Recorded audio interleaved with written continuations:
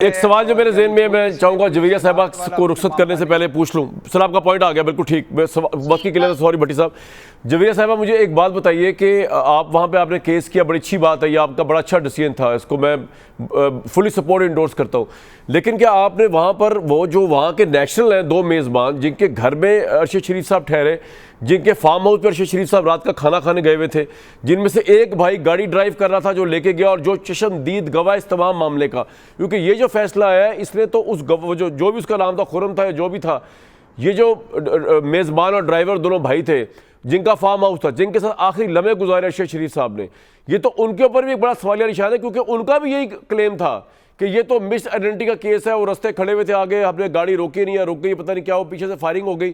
تو ان کے متعلق آپ نے کورٹ سے کہا کہ وہ کینیا کے نیشنل بھی ہیں, ان کی کینیا میں بزنس بھی ہے, وہ جو خرم اینڈ پارٹی جو بھی ہیں, جو میزبان تھے ارشد صاحب کے, وہ کینیا میں رہتے بھی, ان کے اپارٹمنٹس بھی اس میں ارشد صاحب رہتے بھی تھے, ان کو تو پروڈیوس کیا جائے, ان کی تو گواہی عدالت کے سامنے لی جائے, یا وہ ہو گئی گواہی یا نہیں ہوئی ابھی تک, یہ آپ نے کہا ہے کورٹ کو کینیا کی.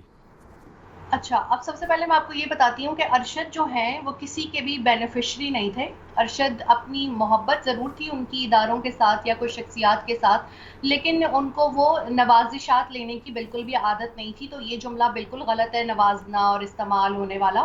میں اس کو بالکل کیٹیگوریکلی جو ہے وہ اس کو کنڈیم کرتی ہوں. ٹھیک ہے. دوسری چیز یہ ہے کہ جب اس ملک میں ایک صحیح جمہوری حکومت آئے گی, فارم 45 والی, فارم 47 والی نہیں, جن کے پاس اپنے وہی نہ ہو کہ وہ ان کے پاس قانونی اختیار ہی نہ ہو, تب جا کر ہم جو ہے وہ اس معاملے کو یہاں پہ اٹھائیں گے کہ 16 FIRs کس نے کرائیں ارشد کے اوپر پاکستان میں. جب اس کو وہاں پر ایکسکیوز لینا پڑا, وہاں پر اس کے ساتھ یہ سب کچھ ہو گیا, تب بھی ہماری جو یہاں پر اس وقت بھی حکومت تھی, جو اب بھی حکومت ہے, اس نے کچھ نہیں کیا.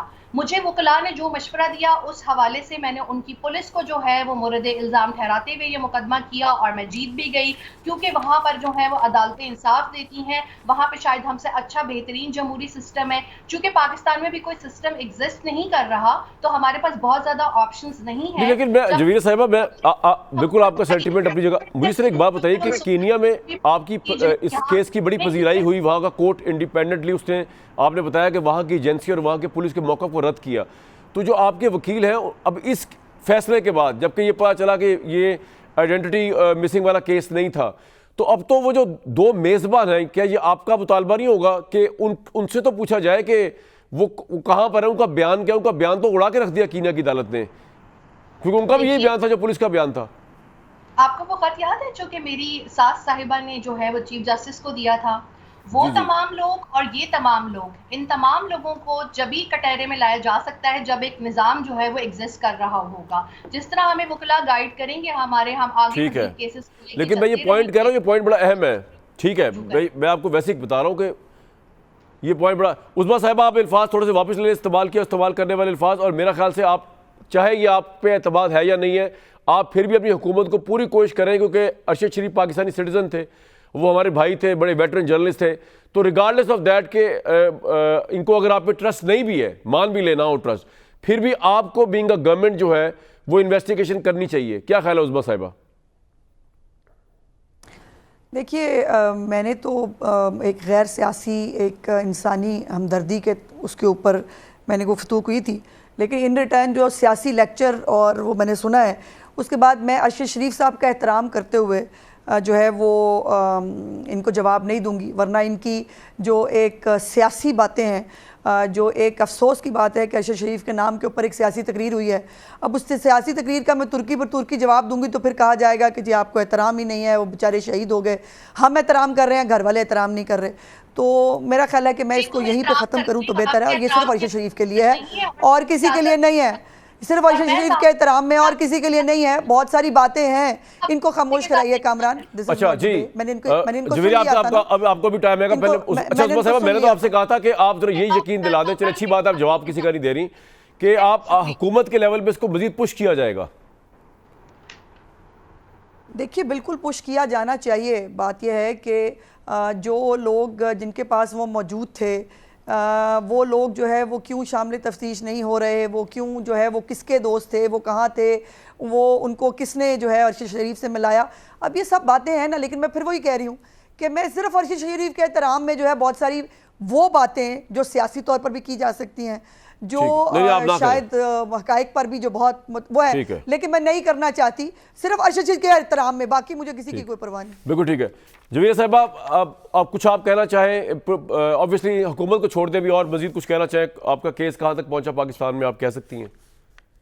میں نے کسی بھی ٹائم پر ان 2 سالوں میں حکومتی طور پہ کسی بھی لیول پہ کوئی بھی مدد نہیں مانگی، آگے بھی نہیں مانگوں گی۔ انشاءاللہ جب اس ملک میں اصل جمہوریت آئے گی، پھر ڈیفینیٹلی میں جتنے اداروں میں اہم شخصیات ہوں گی، کیونکہ ان کا ایک اپنا رتبہ اور مقام ہوتا ہے، تو میں ڈیفینیٹلی ان سے ضرور استدعا کروں گی۔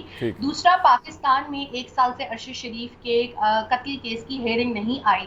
ارشد شریف پاکستان کے مایا ناز تحقیقاتی صحافی تھے، اس لیے ان کو کسی بھی سیاست کے ساتھ یا مجھے کسی بھی سیاست کے ساتھ لنک کرنے کی کوشش نہ کریں۔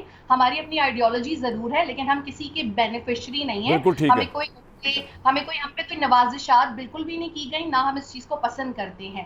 فمی چیف جسٹس کو اور تمام اعلیٰ جج صاحبان کو یہ دیکھنا چاہیے کہ 1 سال سے ایک اینکر صحافی کے جو ہے وہ قتل کا کیس نہیں لگا، اور اگر آگے بھی نہیں لگتا تو پھر ایک آپ یہ سیٹ کر رہے ہیں کہ آج اگر اس کی باری تھی تو کل کسی اور کی باری ہوگی۔ اور ریسنٹلی ان 2 مہینوں میں 5 صحافی قتل ہوتے ہیں۔ RSF committee to protect journalist کی رپورٹ اٹھا کے دیکھ لیں۔ اس قدر اس ملک میں بولنے لکھنے کی جو ہے وہ آزادی جو ہے وہ سکڑتی جا رہی ہے۔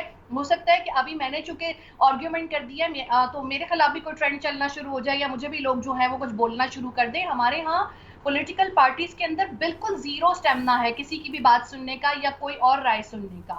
تو جو ارشد شریف کے ساتھ ہوا وہ کسی اور صحافی کے ساتھ بھی ہو سکتا ہے۔ یہاں پہ صحافیوں کو سٹینڈ لینا ہوگا اور عدلیہ کو سٹینڈ لینا ہوگا۔ ٹھیک ہے، باقی لوگ آپ میرے 1 منٹ میں، عامر الیاس رانا صاحب آپ کچھ کہنا چاہتے ہیں اس بات پہ؟ جی عظمیٰ صاحبہ پہلے آپ بول لیں۔ جی عظمیٰ صاحبہ بولیں کوئکلی۔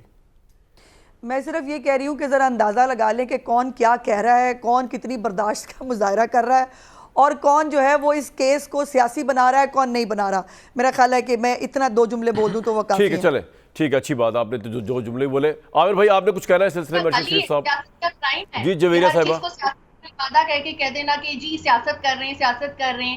میں اپنے رائٹس کی بات کر رہی ہوں، میں اس ملک میں صحافیوں کے رائٹس کی بات کر رہی ہوں۔ میں اس لیے ایک صحافی کے پاس جانا چاہ رہا